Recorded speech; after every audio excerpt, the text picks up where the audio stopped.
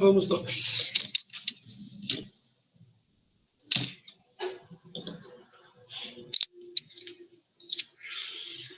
Senhores, retornando então do nosso intervalo, esse é o nosso quinto encontro.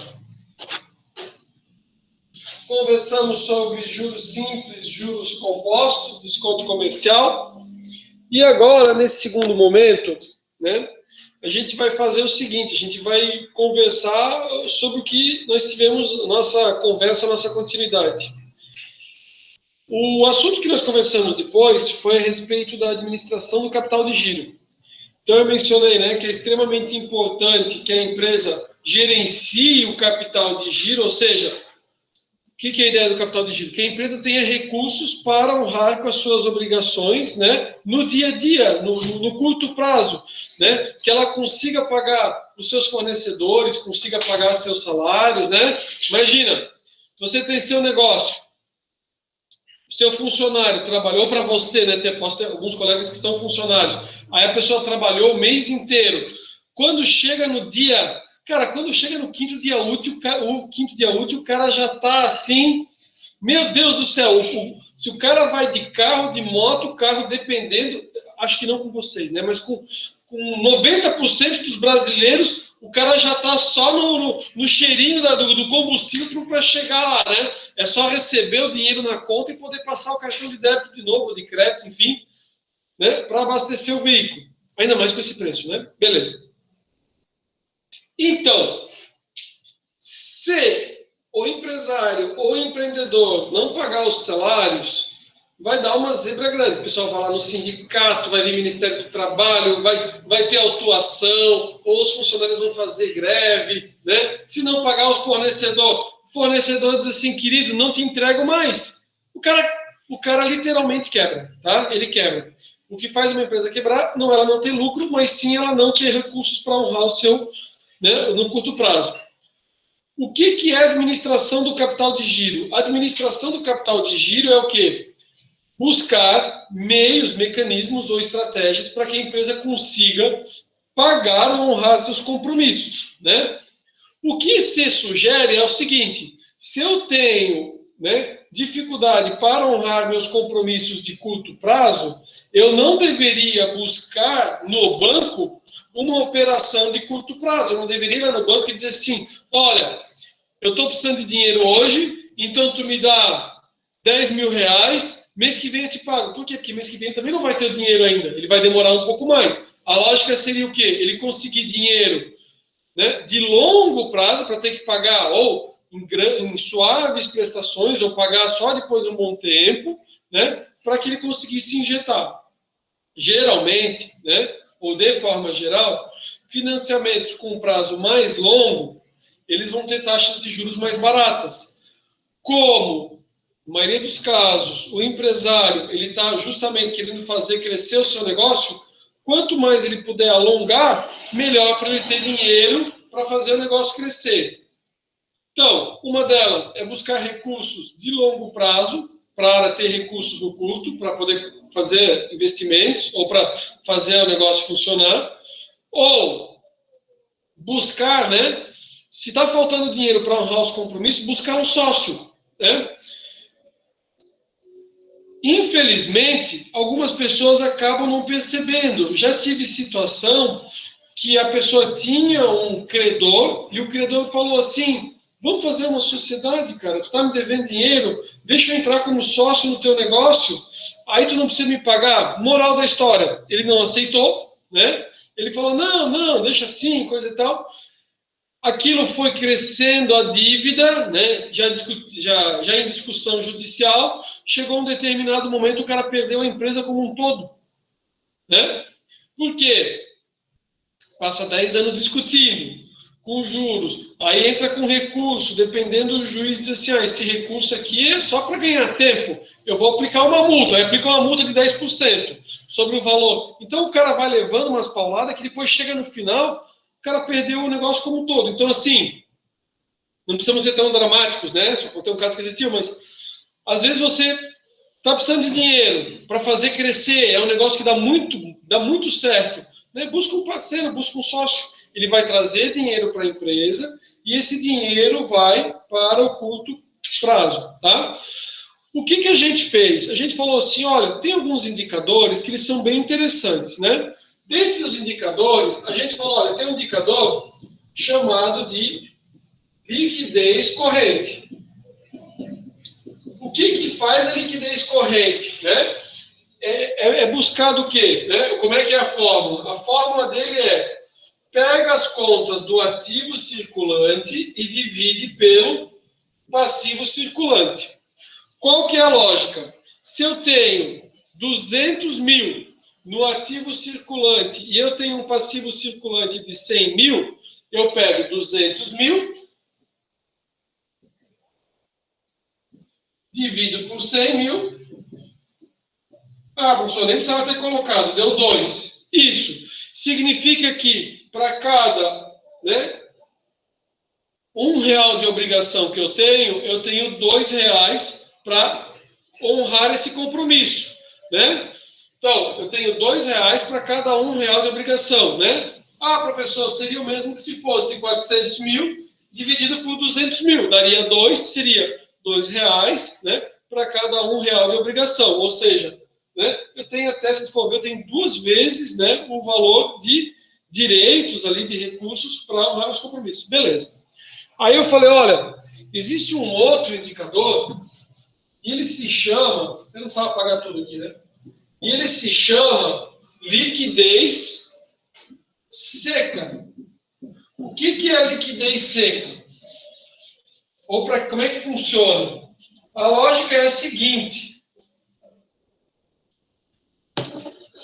Às vezes, quando eu tenho liquidez corrente, que eu tenho ativo circulante sobre o passivo circulante, ele me dá um resultado muito bom, só que ele não considera, né, que uma boa parte do dinheiro que eu tenho lá, ele não vai conseguir vender por aquele valor, né? Existem negócios onde vende produto que é muito de modinha, né? Então, assim, o produto, ele...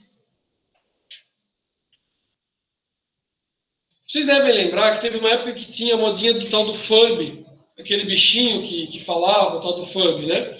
O que aconteceu? Eu vivenciei isso com um filho pequeno, né? Então, meu filho falou, pai, eu quero Furby. Eu falei, o que é esse tal do Furby? Aí o Furby era o quê? Antigamente tinha um filme chamado Gremlin, acho que é Gremlin, sei lá. Era de uns monstrinhos, né? Era todo monstrinho, mas era o tal do Furby que parecia super simpático e falava. Só que aquilo virou uma febre tão grande, cara, não sei se quem, né, tem irmão ou sobrinho, era assim, ó, você via na loja, onde tivesse, cara, era comprar. Se você não comprasse, ia perder, né? E as lojas fazendo encomenda para ter o quanto antes o produto e vendia. Furby, aí tinha um Furby, um outro bonitinho, coisa tal. Era simpático o bichinho, né? Era bem simpático, bem bacana. Depois as crianças têm uma fase que eles têm medo do tal do bichinho, daí eles querem guardar dentro do armário. Mas enfim, né? Super legal. Vendeu bem? Vendeu. Só que chegou num momento, lembra o que é a Furby? Não, não lembro. Não pegou, tá. Tá, deixa, tá desligado, né? Acho que é FURBY, né? Aí, a gente já tinha Furby bom, sei lá. O que acontece? Aliás, o meu tinha, né? O bichinho que falava, o Furby rádio, o Furby miniatura, o Furby por quê, né? Porque quando eu fui comprar a primeira vez, não tinha o tal do boneco que falava. Aí eu tentei comprar todos os genéricos que tinha, que fazia outra coisa menos, até chegar. Graças a Deus ele chegou no Natal, né? Que era para dar o bichinho no Natal. Passado aquele período de Natal para a virada do ano, deu assim uma diminuída, sabe? Porque no começo é assim, um coleguinha podia levar o brinquedinho para a escola, aí um leva, daí os outros ficam tudo doido, daí todos os pais têm que comprar o brinquedo. Depois, ninguém mais quer levar o Furby. As lojas ficaram com aquele Furby, e não tinha santo que vendia aquele bichinho do Furby, porque tipo assim, quem era para comprar, comprou. Isso é chamado de encalhe. Então não adianta o cara ter lá 200 mil de Furby, que tipo assim, os caras falam, quem queria comprar já comprou, tipo, sabe? É a mesma coisa se o cara inventa uma moda, uma roupa super fluorescente, né? Que você olha e fala assim, meu Deus, tipo, tá na moda, beleza. Daqui a pouco tá fora de moda, cara, cara pode vender por 30%, o cara fala, não, eu não vou vestir isso aí porque isso aí não serve. Beleza. Então, tem um indicador chamado liquidez seca. O que ele faz? Ele pega lá a conta do ativo circulante e ele subtrai o que tem de estoques, a conta estoques. Então, assim, ó, a gente falou 200 mil sobre 100 mil, beleza? Então, assim, ó, digamos que o ativo circulante fosse 200 mil. O passivo circulante, 100 mil. Só que o estoque é 150 mil. Moral da história, o que realmente é a liquidez seca é 50 mil sobre 100 mil.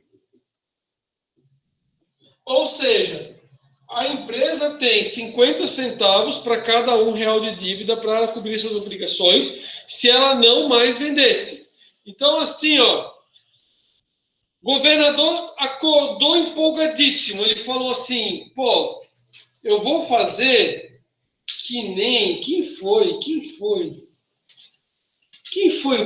Foi o prefeito de Florianópolis, não foi? Vou fazer que nem o prefeito de Florianópolis, que parece que ele queria fazer o lockdown e ele estava lá em Cancún, né? Todo mundo sabe que Cancún, o pessoal tem festa, tem balada, tem pessoas que acompanham, né? Chegou esse período de férias, todo mundo foi para Cancún, viu um monte de cara, você deve acompanhar o pessoal no Instagram, uns que são grandes no Instagram, todo mundo lá balada, passeio de jet ski. Enfim, nossos governantes, alguns deles falaram assim, aqui é chato pra caramba, tem que usar máscara, vou para Cancún, mas eu dou um foda-se, na população, né? E eu faço o seguinte, eu faço eles fazer lockdown. Imagina que você é empresário, você tem as suas contas para pagar, mas você não pode vender o estoque, porque a sua loja está fechada. Moral da história, né? Aí que fica muito importante. Teria só 50 centavos para cada R$1 de obrigações, né? Beleza. Nosso objetivo não é falar sobre política, que isso não me interessa. Não. Senhores, política comigo não.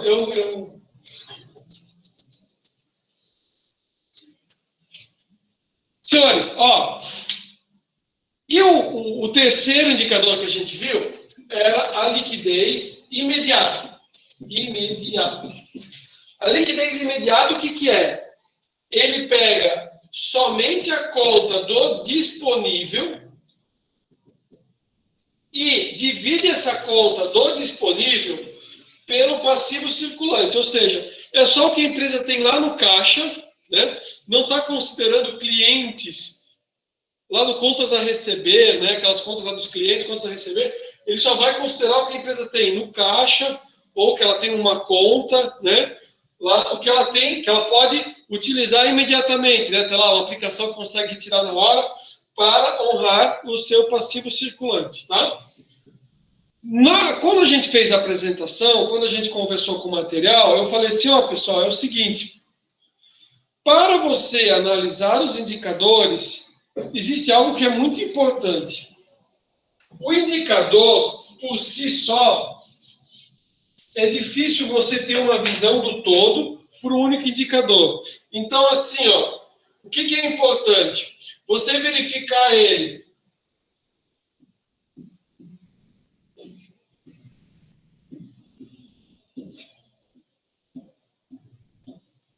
Como é que vai o resultado desse indicador ao longo do tempo, né? Então, assim, o resultado, o professor deu 0,5, mas no outro ano deu 0,7 e agora já deu 1, né, a liquidez, tá? Então, você consegue analisar se o resultado do indicador... Como assim, professor? Calculou a liquidez seca no ano 2018, calculou no ano 2019 e calculou no ano 2020. E daí você vê, por exemplo, se ele foi, que nem eu falei o resultado, né?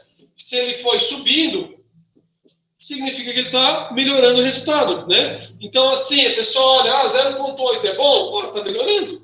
A tendência é de melhora, né? Por quê? Porque quanto maior, de certa forma, melhor. A interpretação é quanto maior, melhor. Os 3 indicadores, tá? Que a gente falou. Uma outra coisa, algo importante de ser visto é o seguinte: O indicador, você deve fazer essa análise do indicador, não ele isolado, mas essa análise deve ser feita com outros indicadores, perdão, com outras, o mesmo indicador, com o mesmo indicador de outras empresas do mesmo setor. Na apresentação, se vocês olharem a apresentação ela mostra o quê? Ninguém vai precisar decorar aquela informação, é só título de informação. Mas ela mostra como, dependendo do setor, a liquidez corrente tida como a média, como ela é diferente, beleza? Então, aqui falamos sobre indicadores. O objetivo é o quê? É como se fosse a ideia do indicador é como se fosse o seu veículo, né? Como assim, professor? É como se fosse o painel de instrumentos do seu veículo. Você pode dirigir de olho fechado, o professor vai bater com certeza, né? E você pode dirigir olhando para o painel. Então você olha, tipo, por exemplo, como é que está o termômetro. Aí você fala assim, cara, tá chegando lá no vermelho, a temperatura tá alta, vai fundir a máquina. Então você olha o indicador para você ter um monitoramento. Eu falei desses 3 indicadores, né? A gente tem outros para giro de estoque lá, a gente falou também. Para a questão do giro, né? Giro do ativo, mas esses que a gente calculou bastante, porque é bastante cobrado, mas numa análise a respeito da organização, a gente vai ver até um pouco de outras informações, só que eu não aprofundo muito, porque quem é de ciências contábeis vai ter uma disciplina que vai tratar especificamente análise das demonstrações contábeis, vai falar sobre notas explicativas, então vocês vão evoluir muito mais. Só que quando se fala de administração de capital de giro, se fala sobre o assunto. Quando você faz uma análise de uma empresa, você verifica ali a questão da tendência, que nem a gente viu, faz um comparativo com outras empresas do setor, mas para fazer o diagnóstico você analisa, né? Endividamento, né? A questão das margens, né? Da rentabilidade que a empresa tem, verifica a liquidez, né? Tá? Não é só a liquidez. Beleza. Além disso, nós conversamos o seguinte, nós traçamos uma linha do tempo e a gente falou assim, olha, se o meu objetivo é melhorar e ter mais recursos para minha organização no curto prazo, eu deveria fazer o seguinte, né? É o que o pessoal já desde antigamente falava, né? É tipo assim, ó, botar o dinheiro para trabalhar para ti, trabalhar com o dinheiro dos outros, não trabalhar com o teu dinheiro.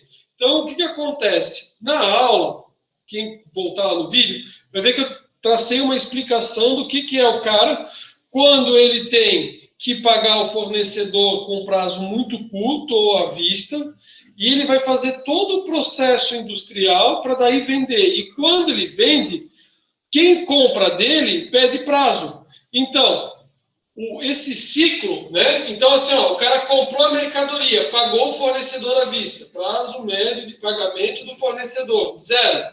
Aí, ele levou 20 dias para produzir, né? 20 dias. A gente até pode somar os diversos prazos, quer dizer, ele pode ficar 20 dias aqui, mas ele ainda ficou mais 20. Chegou a 40 dias. Quando chegou, né, em 40 aqui, aí ele vendeu. Tá? Isso aqui, a gente chamou, se a gente fosse pensar num comércio, eu não fiz a distinção prazo médio de estocagem de matéria-prima, em produção, a gente chamou tudo isso aqui de prazo médio de estocagem, ou seja, nesse exemplo, são 40 dias. Aí ele vendeu a mercadoria e o cliente pediu mais 40 dias.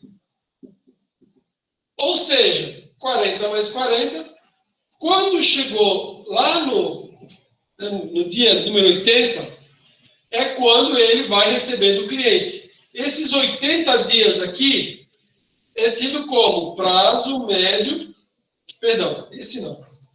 Os 40 dias aqui, ó, os 40 dias é tido como prazo médio de recebimento, ou também prazo médio de cobrança, tá? E, aqui agora sim que eu queria comentar, e esses 80 dias é chamado de ciclo operacional. Ciclo operacional, o que que é? É o tempo desde a matéria-prima, lá no comecinho, até o cliente. Tipo, é todo o ciclo. É todo o ciclo que é o quê? É desde o momento que ele começa a produzir até quando ele fecha o ciclo. Quando é que ele fecha o ciclo? Quando ele recebe do cliente. Então, todos os prazos lá de estocagem, prazo médio de estocagem, até ele chegar, né, no momento que ele recebeu do cliente. No nosso caso aqui, 80 dias. E o que é o ciclo de caixa? A ideia do ciclo de caixa é entender, né, quanto tempo, em termos de tempo, né, quanto tempo que ele vai ter que segurar as pontas. Como é que é feito o cálculo do ciclo de caixa, professor? O ciclo de caixa ele é feito da seguinte forma. Eu pego o ciclo operacional e eu diminuo ou subtraio o prazo médio de pagamento de fornecedores. Nesse caso, ciclo operacional, 80. Como é que ele pagou os fornecedores? Todos eles. Por que é prazo médio, né? Prazo médio é porque ele pega todos os fornecedores, todos os valores. Às vezes o próprio fornecedor fez 30, 40, 60 dias. Então, jogou parcelado. Então, isso é feito um prazo médio. Nesse caso aqui, foi tudo pago à vista. Ou seja, o ciclo de caixa deu 80 dias. Professor, como assim, professor? Significa que, por 80 dias, o empresário tem que arcar com o dinheiro dele próprio, certo? Ah, professor, se a empresa está precisando de mais dinheiro, né? Dinheiro para dentro da empresa, o que ele tem que fazer? Ele tem que diminuir esse prazo, né? Imagina, o cara quer crescer um negócio, passou o primeiro mês, passou o segundo mês, o cara não recebeu nada, passou 20 dias, o cara vai começar a receber a venda que ele fez, tipo, mais de 2 meses e meio, né? Então, ele vai ter que diminuir. Como é que ele faz para diminuir? Diminui o tempo de estocagem, diminui o tempo para receber do cliente, que é o prazo médio de cobrança de recebimento, ou ele pega um fornecedor que dá um prazo para ele maior. Digamos que o fornecedor desse um prazo para ele de 120 dias. O que acontece? Ele recebeu a mercadoria, passou os 80 dias, ele ainda não pagou o fornecedor, até que chega lá no 120. Ou seja, é o que eu comentei para vocês, né? O pessoal falou, o cara trabalha com o dinheiro dos outros. O cara tem um produto na loja dele que ele não pagou, que não é dele, ele vendeu, ele já recebeu o dinheiro e ele ainda não pagou o fornecedor. Ou seja, nesse caso, seria assim, 80 menos 120. O ciclo de caixa dele seria menos 40. Ou seja, ele trabalha com o dinheiro do fornecedor por 40 dias, certo? Nesse caso aqui. Então, assim, quanto mais ele vender, ele está vendendo, ele está recebendo mercadoria do fornecedor, melhor para ele, né? No outro caso, é bom vender? É claro que é bom vender. É claro que é bom vender. Né? E óbvio que o cara tem que vender cada vez mais. Só que ele vai ter que ter recursos para suportar esse crescimento. Nessa aula, que foi na aula 3, eu comentei algo com vocês que é chamado de efeito tesoura. O que acontece? Se a gente fosse ver um gráfico, tem esse material lá para vocês. Ele fala assim, que, digamos, né, que tivesse aqui uma linha assim, e ele diz assim, olha, a necessidade, tipo, o crescimento, tipo assim, o traço, ele faz tipo uma tesoura. O que acontece? O que ele consegue gerar de caixa, sim, o que ele consegue gerar de caixa não é suficiente, tipo assim, o que ele consegue dar de retorno não é suficiente para sustentar o que ele precisa para o crescimento dele. Então, o que acontece?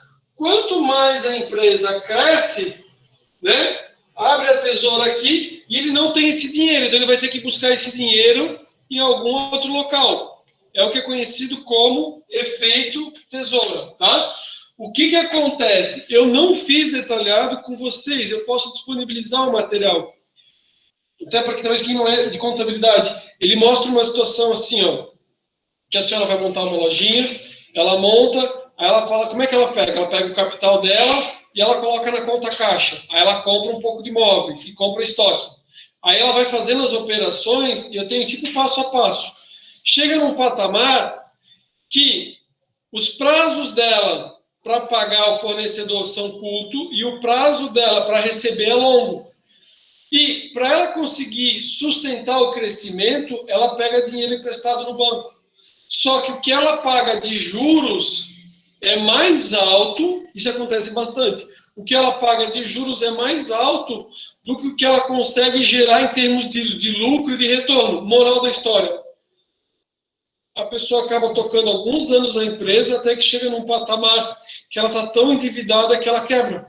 Né? Então, assim, o cara está crescendo, ele está vendendo, e ele vai tomando dinheiro emprestado, só que ele nunca consegue dar conta. Por quê? Porque cada vez ele precisa pegar mais dinheiro emprestado e o que seria a ideia do lucro, do retorno dela está indo embora tudo para o banco. Né? Isso é mais difícil para o cliente ver que não é da área contábil, né? O que o cliente da área, que não é da área contábil, consegue perceber, que às vezes ele fala, é quando o cara loca uma sala e o cara fala assim, poxa vida, loquei uma sala aqui em Balneário Camboriú, o lugar é tão caro que eu trabalho quase que para o locador, né? Já viu uma situação assim, o cara falou assim que ele locou, aí ele estava ganhando super bem, só que o que ele tinha que pagar para a locação, ele falou, quase não me sobra nada, então quem mais ganha é o locador. Eu falei, mas tem um acordo do senhor com o locador, né? Beleza? Então tá, senhores, falamos aqui então sobre a administração do capital do giro. Eu acho que é isso, né? A gente falou tudo, né? Falamos tudo. Aí, para a gente finalizar, né? O que a gente conversou na aula passada. Legal. A Ilza falou que ela tinha um FUP. Ela falou, lembro. Não, ela falou que ela lembra do FUP, desculpa, do filme. Obrigado pela participação. Então, assim, daí na nossa última aula, nós conversamos sobre o quê? Eu conversei e expliquei para vocês assim, olha, não só é importante você ter, né, analisar o investimento pensando no que ele vai ter de faturamento, mas se você conseguir taxas melhores, né, o seu custo do seu capital for menor, você vai ter um melhor retorno. Então, nesse momento, na nossa M1, a gente estuda o quê? Como é que é calculado esse chamado custo do capital, que é o custo do capital. E o custo do capital, ele é dividido em capital próprio e capital de terceiros. Né? E a lógica é a seguinte, o capital próprio ele também tem que ser, de certa forma, remunerado. Como assim, professor?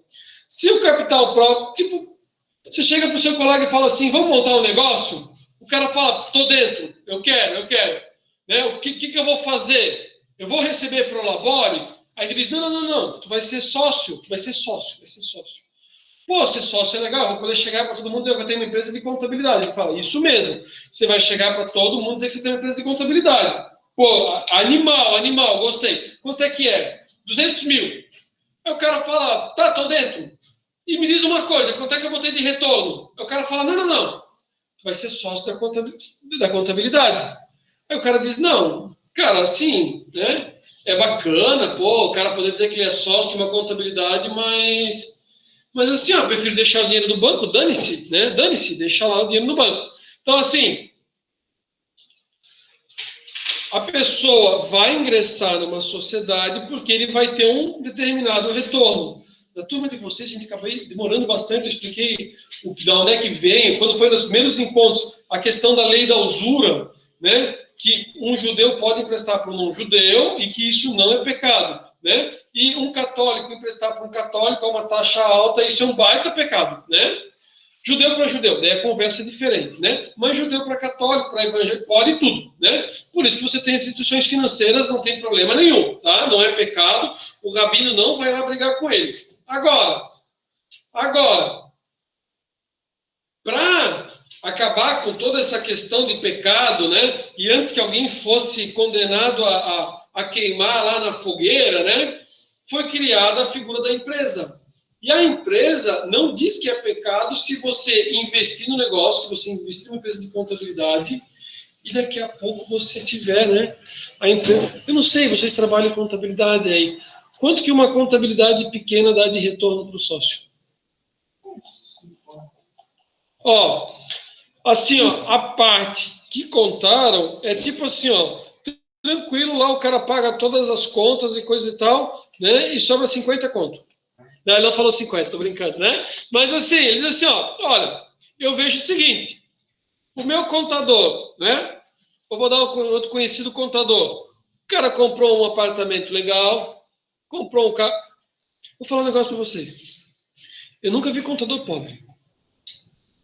Nunca vi, ó, nem devia falar isso gravando. Eu já vi administrador de ônibus, já vi, na televisão. O que você faz? O cara fala assim, eu sou administrador. Eu nunca vi reportagem do cara dizendo assim, ó, eu sou contador do ônibus. Nunca vi. Todo contador tem um carro legal, novinho, tá? O que às vezes acontece assim, ó, é uma questão da mentalidade, né? Algumas coisas eu consegui me livrar, né? Como assim, professor? Porque você fala assim, não, isso aqui, custo-benefício, custo-benefício, custo-benefício. Não vou gastar custo-benefício. Então, assim, ó, tem muito contador aí que tá cheio de imóvel para alugar e o cara anda no popular. O cara não consegue. O cara fala assim, meu Deus. A mulher fala assim, amor, meu amor, pelo amor de Deus, vamos comprar um BMW. Ele fala, não, o BMW, as peças é cara, a manutenção, não sei o quê. O cara não compra. O cara tem dinheiro para ter 4. Ó, tem gente que tá até falando que é verdade aqui, ó, que conhece alguém, né? Então, assim, ó, acontece, tá? Ou seja, pão duro. Pessoal no banco, o cara tinha o dinheiro, o cara fala, não, isso aqui é mais econômico, aquele cara come muito combustível, né? O cara não comprava. Oi? Eu tenho um amigo que está construtor de mais de 3, 4 anos, ele está construindo média 70 casas por ano e ele anda de civil. Então, entendeu? Ó, eu tenho um outro amigo que é o mesmo esquema. O cara é concursado, ela ganha 18, ele ganha 15, o cara tem a casa mais legal do condomínio deles, porque os caras já há muito tempo estão coisa, a casa é bonita, bem legal, o cara construiu bem coisa, mas assim, ó, eles têm uma visão de longo prazo, que é a mesma visão do pai dela. O pai dela era uma pessoa que trabalhou sempre na indústria, né? Então, assim, e outras pessoas a gente via assim que o pessoal é festa, não sei o quê. Moral da história, hoje em dia esse senhor já é um senhor de mais idade. Só que assim, ó, esse senhor de mais idade, ele tem a casa na praia, o sítio, a gente descobriu que ele tem mais 3 apartamentos e ele era operário de fábrica.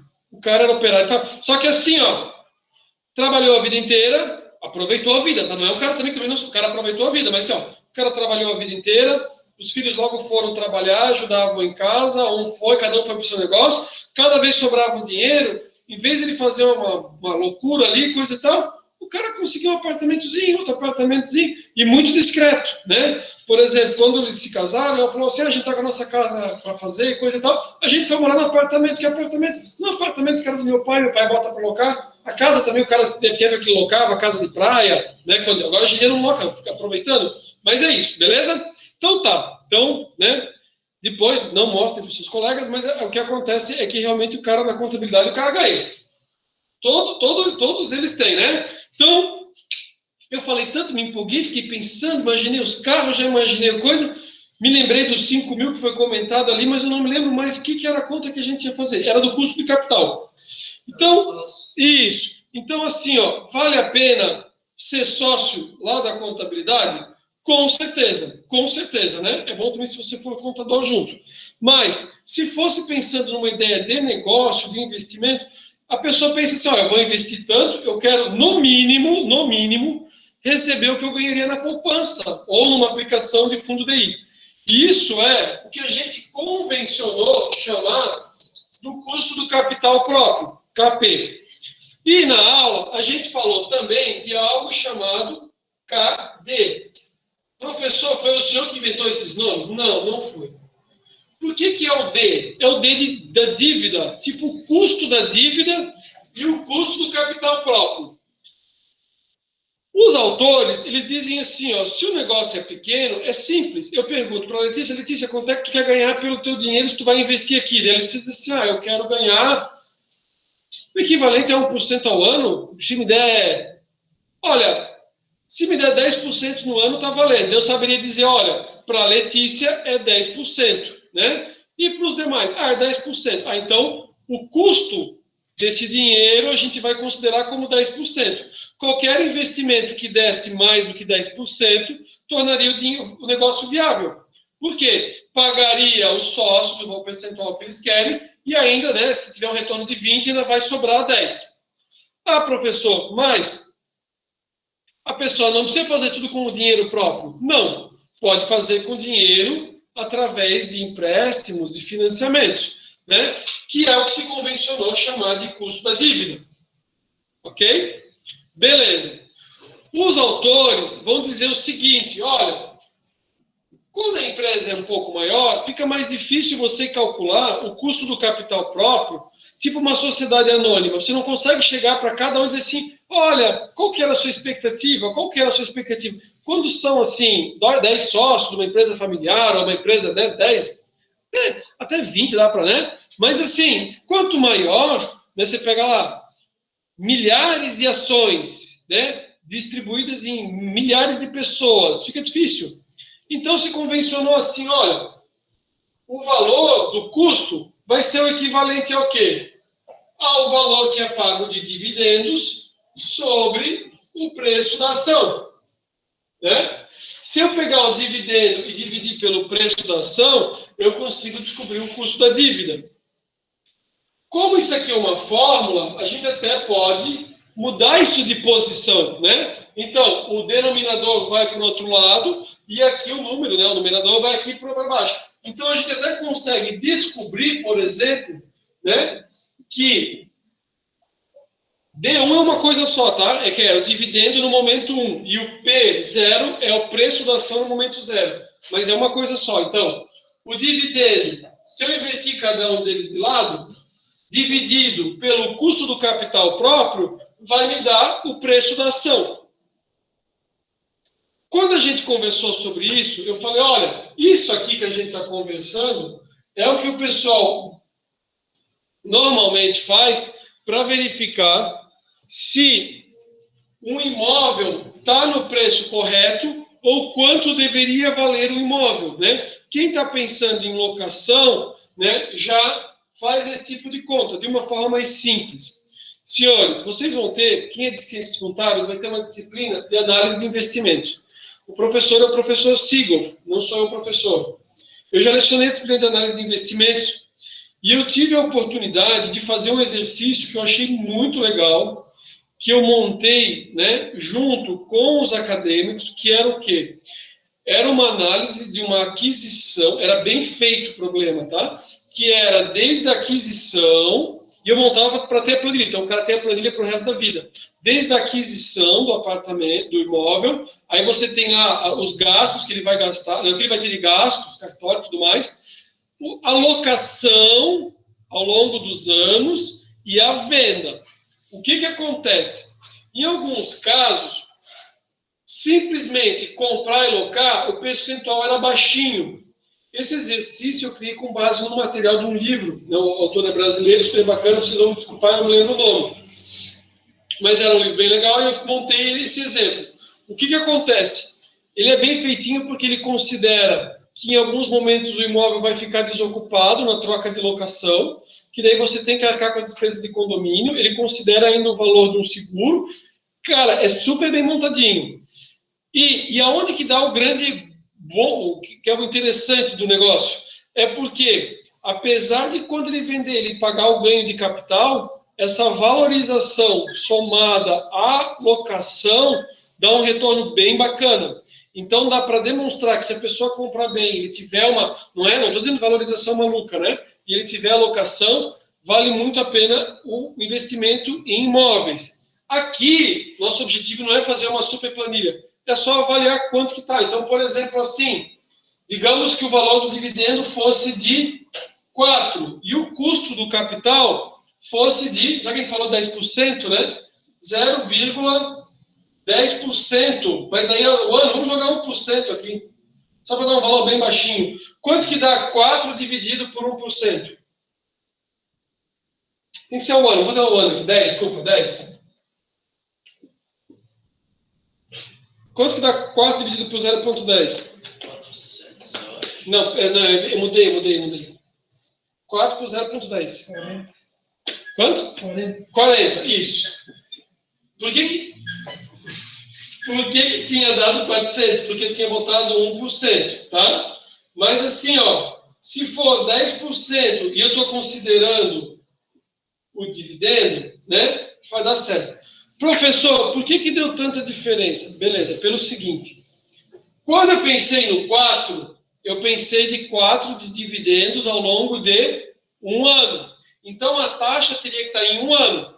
Se pagasse R$4 por mês e a taxa fosse de 1% exigida, se fosse 4 de dividendos, tipo assim, se na hora da ideia, da lógica, fosse o equivalente a R$4 por mês, aí sim, né? Mas, como a gente está fazendo ao ano, seria R$4 ao longo de um ano, taxa ao longo de um ano 10%, preço da ação 40%, beleza? Isso aqui foi para calcular custo do capital próprio, aprender a gente fez. Beleza.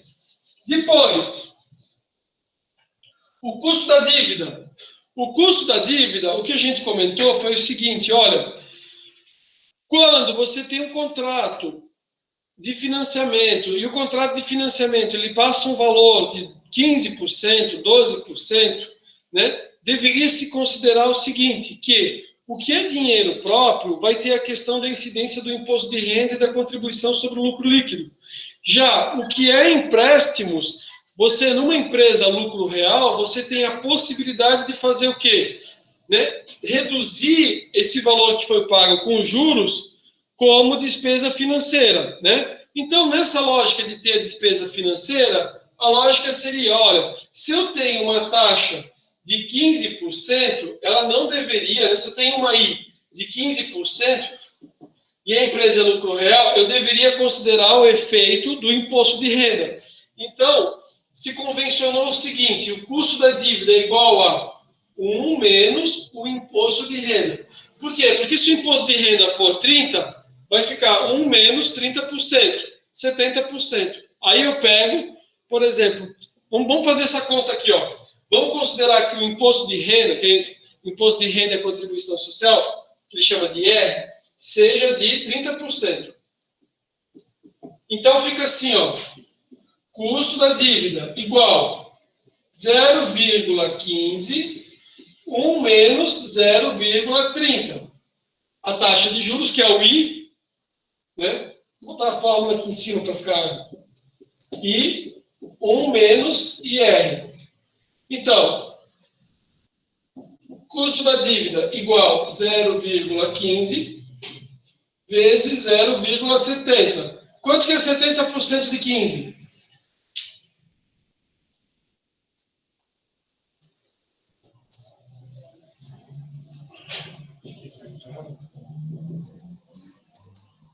Quanto que deu? 0,10. 0,10? 5. Ou seja, nesse caso, se eu tenho, né? Se eu tenho dinheiro de empréstimos, de financiamentos de dívida, né? Eu deveria considerar o imposto de renda e ele deveria ser considerado como uma taxa de 10,5, tá? Por quê? Porque eu vou conseguir abater essas despesas financeiras e eu não vou ter que pagar imposto de renda, né? Sobre aquele valor que eu vou ter que pagar como despesa financeira, tá? Então, seria o equivalente a 10,5. Então, eu consigo comparar, por exemplo, assim, ó. Os juros do banco é de 15%. Deu 10,5%. Talvez se os juros do banco fosse 12%, com 70%, seria mais barato eu pegar do banco do que eu ter que remunerar o capital próprio. Os autores vão comentar onde eu comecei a nossa conversa. A nossa conversa começou assim, ó. Se eu chego para uma instituição financeira e eu estou muito endividado, eles vão jogar a taxa lá em cima. Se eu chego para um investidor e meu negócio é muito pequeno, ou o negócio não tem tantas vendas, o cara também vai dizer, esse negócio parece ser meio arriscado, não sei não. Então, existe um equilíbrio, né, que teria que verificar qual que é a proporção, né? Essa proporção vai variar de negócio para negócio, e se vocês forem ver, talvez, os balanços da Petrobras, né, não sei como é que estão agora, mas, às vezes, como ela era uma empresa, né, uma sociedade de economia mista, que o governo tinha maior participação, ela tinha os níveis de endividamento altíssimos, né? Mas, mesmo assim, era sempre muito valorizada, né? Beleza. Agora, nossas duas últimas contas que a gente fez. O professor, o KD é o que mesmo?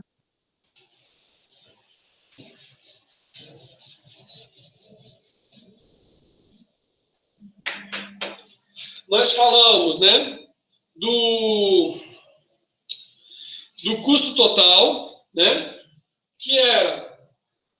A lógica é o seguinte, eu tenho uma parte que é de capital próprio, né? Professor.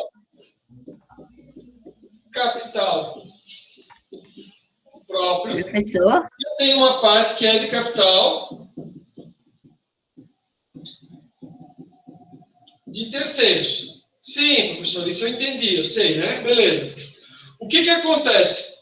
Vamos pegar esse exemplo que a gente acabou de falar. A gente disse que o capital próprio, ele tinha um custo de 10%. Vou botar só K, 10%. E o capital de terceiros, a gente acabou de calcular. Ele era 15%, eu considerei o imposto de renda e eu vi que ele era de 10,5%. Está bem próximo, na verdade, né? Está bem próximo. Aí, está bem próximo. Mas assim, ó, a ideia é, né? Será que eu mudo para ficar um número diferente aqui? O que vocês acham? Vou botar uns... Eu vou mudar só para ficar, mas a lógica seria 10 e 10,5, tá? Conforme a gente tinha feito. Mas vamos... Vou deixar para não ficar confuso, tá? Capital de terceiros, 10,5, era aqueles 15%, mas a gente pegou o imposto de renda, e o capital próprio da nossa colega, né, da Letícia, 10%. Agora, ele está mais para 10,5% ou ele está mais para 10%? Vai depender do quê? Se eu tiver 50%, ele vai ficar meio que na metade. Só que, se por um acaso 70% for capital próprio da empresa, né? Professor, se 70% é capital próprio e o capital da empresa é dividido entre capital próprio de terceiros, né?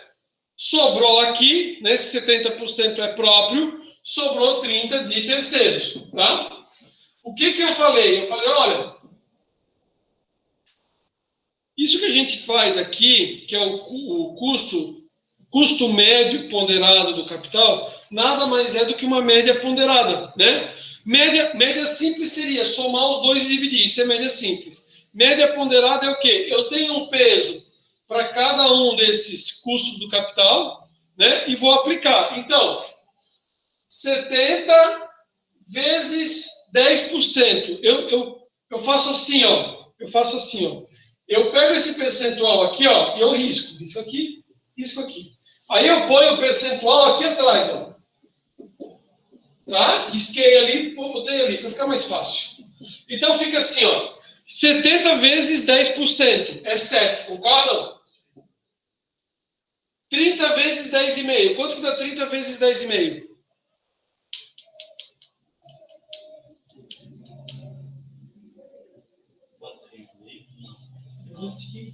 Isso, pode ser.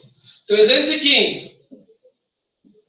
3,15%. Se eu somar os dois, vai dar 10, que é somatório isso aqui, né? 10, 1, 5. Ficou mais próximo do 10. Por quê? Porque 70% era 10. Só 30% era 10,5. Então, isso aqui é chamado de custo médio ponderado do capital. CMPC, custo médio ponderado do capital. O material de vocês disse assim, ó, é o KT, que é o custo total. Ele faz uma média do custo total. Tá? É isso que a gente fez na aula. Então, o que acontece? Num projeto de financiamento, para que eu calculasse, né, se o projeto é viável ou não, eu vou utilizar uma taxa. Eu quero não usar uma de própria de terceiro. Eu vou usar uma taxa. Que taxa eu uso? Custo médio ponderado de capital. É o I da calculadora. Lembra quando a gente fez o I? Eu vou mostrar contas ali, mas a gente vai fazer outras contas para analisar o investimento. E e a gente vai botar 10,15 no I da calculadora. E a gente vai ver se o projeto é viável ou não. Como é que o projeto é viável, professor? O projeto é viável se ele der esse percentual, aí seria indiferente para cima, ou seja, o retorno é maior do que o custo, o projeto é viável. E se na hora que eu fizer a conta der um valor positivo, significa que valeu a pena. Se a conta der um valor negativo, significa que não paga o empréstimo, né? O investimento, às vezes, pode se pagar, você pode pegar 100 mil e ele pode dar 120 mil de retorno, só que daí você tem que pagar 35 mil de juros. Então, assim, acontece. O cara pega 100 mil, ganha 120. Só que como ele teve que pagar um juros alto, ele teve que pagar, no final, seria o equivalente, somando tudo, 135. Ou seja, todo o projeto deixou o cara 15 mil mais pobre, tá? Então, assim, professor, nesse caso, valia mais a pena ele ter ficado em casa descansando e vendo televisão. É tipo quando você, sei lá, decide trabalhar no local, o local é longe, o cara compra comida, refeição, não sei o que, paga, não sei o que. Quando o cara bota no papel, o cara fala assim, pô, eu tô ganhando tanto, mas que eu tô pagando para estar trabalhando lá não compensa, né? Ok. A última conta que a gente fez, já que a gente falou assim, numa aula, falar sobre tudo, a última conta que a gente fez é destinada ao seguinte. Ele fala assim, poxa, mas como é que eu vou precisar? Qual que seria, né, um valor, um percentual, que seria o que o mercado exigiria para um determinado tipo de ações? Né? Já que a gente falou de uma sociedade anônima, que aí tem o investidor, que é o sócio, né, o acionista, como é que ele poderia fazer? Ou até, se eu sou o acionista, o que eu vou considerar como uma taxa que seja atrativa? Deixa eu comentar um negócio com vocês, bem rapidinho, que professor. eu não tinha feito essa análise. Olha só. Olhem só. Se eu pegar essa fórmula aqui, ó, olhem só comigo. Se eu pegar essa fórmula aqui, ó, e eu disser assim, ó, a empresa paga de dividendos, vou botar os 4 lá, beleza? 4. E daí, eu vou ver em que setor que está a empresa e vou analisar o custo, tá? E vou colocar esse custo que eu descobri na outra fórmula. Eu vou pegar essa fórmula aqui, deixa eu ver se eu estou aparecendo. RJ igual risk-free, né, mais um beta, risco de mercado, risk of market, né, menos livre de risco. Essa aqui é a última fórmula que a gente ia aprender, né? Que é assim, ó, para identificar o risco, eu tenho operações que são livre de risco, que é o RF, risk free, e vou ter que somar a um prêmio, né? Um percentual a mais, tendo em vista, né, o setor de atividade que ela está e o risco de mercado. Esse resultado aqui, olhem só comigo. Vamos fazer uma conta aqui. Esse resultado eu vou utilizar como custo do capital próprio e vou descobrir o preço da ação. E daí a gente vai ver se vale a pena ou não vale a pena comprar aquela ação, tá? Então, assim, ó, risco de mercado, vamos considerar, livre de risco, vamos considerar quantos por cento? Vamos botar uns percentual mais baixo para não dar tristeza. Quanto é que está rendendo a poupança? 0,15. No ano, vamos botar um percentualzinho um pouco mais alto, só para ficar mais fácil, então. Vamos botar 6%? Não daria, tá? Não daria. Ó, 6% livre de risco, mais um beta. Vamos botar um beta de 1,5. Beta de 1,5. Tá? É 1,5. Aí depois, risco de mercado. Vamos botar 12%? 13%? 15%. Tá? Menos livre de risco. Livre de risco é 6%. Vamos aplicar a fórmula. 15 menos 6. 15 menos 6 deu 9, é isso? 9% vezes 1,5.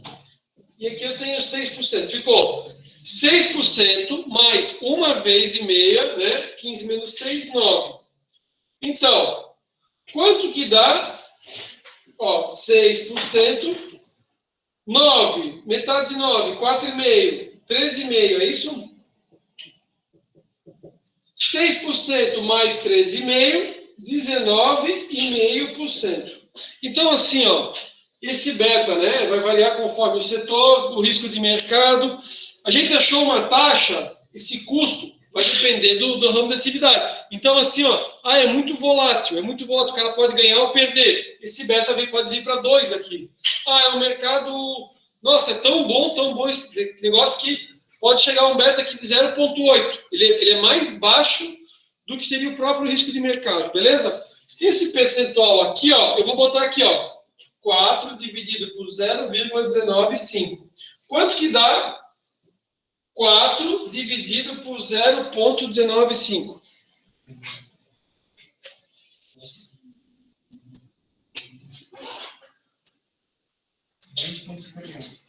20,51.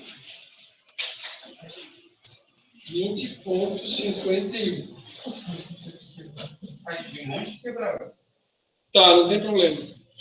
Então, a gente viu que, considerando um custo de capital de 19,5, tá? E a gente fez tudo aqui ao ano, tá? A gente jogou bem baixinho aqui para dar, né? Então, assim, ó, considerando esse custo e esse dividendo, essa ação deveria valer 50,5, perdão, essa ação deveria valer 20,51. Aí você vai lá, entra no site da B3, né? Eu achei o beta na... Achou o beta, ó. Achei. Então, aí você vai, entra no site lá, e você descobre, por exemplo, que essa ação, ela está sendo negociada lá na Bolsa por R$70. Ela está sendo negociada na Bolsa por R$70. Mas você apurou que o valor dela deveria ser 20,51. Pergunto, vale a pena comprar? Pela análise fundamentalista, que a gente pegou os dados financeiros e considerou, né, o valor, quanto que ela paga de dividendo e tudo mais, não valeria pagar, tá? Significa o quê? Ela já está super valorizada. É como se todo mundo falasse assim, ó, compra tal que vale a pena, compra não sei o quê. O cara está comprando quando ela está lá em cima. Teria alguma possibilidade que a pessoa poderia comprar? Sim. Né? O quê? Na análise técnica ou gráfica, o cara está analisando tendência. E se ele imaginar que ela vai subir ainda mais, que o mercado vai subir ainda mais, ele vai apostar nessa ideia de crescimento. Então, mesmo assim, ele compraria. Mas daí ele só teria utilizado isso aqui só para ter uma noção de quanto seria o valor correto dela. Tá? Professor, pode dar um outro exemplo? Posso sim. É tipo assim, ó, digamos que você tivesse um conhecido seu que passaram para ele o negócio de uma pirâmide, que é um negócio show de bola. Vamos ser piramideiro, fazer uma pirâmide, não sei o quê, né? Brincadeira, não fala assim, né? Oi?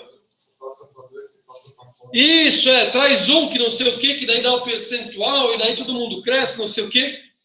Eu tive uma situação assim, amigo falou assim, Rafael, vamos entrar não sei no quê? Aí eu falei, cara, mas será que isso daí não é golpe, coisa e tal, né? Aí ele falou, Rafael, eu tenho certeza que esse negócio não se paga, né? É tipo assim, é óbvio que é furada. Só que, se a gente conseguir entrar e tirar o dinheiro, tá valendo. Tipo a ideia tipográfica. Tipo, dane-se os resultados. O que aparece é o seguinte, se o cara conseguir entrar e tirar o dele, tem muita gente que pensa assim, né? Tipo assim, o cara sabe que não é sustentável a longo prazo, mas ele pensa assim, se eu conseguir fazer as operações num curto espaço e a tendência é de alta, ou seja, eu entro, invisto, tiro o dinheiro, na hora que é para rebotar, colocar de novo eu não coloco, e eu levantei a grana, tá? Professor, ele entrou no negócio? Não. Professor, ficou curioso? Fiquei. O que aconteceu com os outros que entraram? Ninguém recebeu, né? O cara entrou, aí fica naquela expectativa, já estava num patamar que já não estavam mais pagando, eles começam aqueles negócios assim, o sistema está fora, o sistema não sei o quê, vamos atualizar o site, e daí depois deu aquele estouro todo o Ministério Público, ninguém recebeu. Senhores, fizemos uma revisão sobre matemática financeira, juros simples, desconto comercial, juros compostos, falamos sobre capital de giro e conversamos também sobre o custo do capital. Foram esses assuntos que a gente conversou na aula, né? Eu acho que deu até para dar uma cansada, eu vejo assim, até por mim e pelo pessoal, a gente conseguiu fazer uma revisão no todo. Eu tenho um exercício que eu tinha postado lá para vocês. Né? Quem não fez, tente fazer o exercício sobre capital de giro. Num próximo momento, para a gente não retomar, eu vou passar o gabarito. Se ficou alguma dúvida, ou quando for na semana véspera de prova, se alguém precisar, a gente faz uma revisão de um ou de outro ali, sem problema nenhum, tá? Semana que vem a gente começa com conteúdo novo. Espero que tenham gostado. Desejo uma boa noite para vocês, tá bom? Valeu, um abraço, pessoal. Oi? Eu não entendi. Qual que é o quê? Valeu. É o risco, como se fosse uma moeda também. Eu tô obrigado. Vou só puxar aqui. Eu só perdi meu mouse aqui. Onde é que está?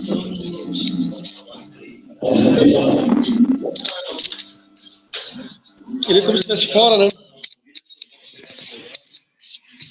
Tá aqui, achei. A introdução da aula não tá gravada, mas o mouse tá. O mouse tá.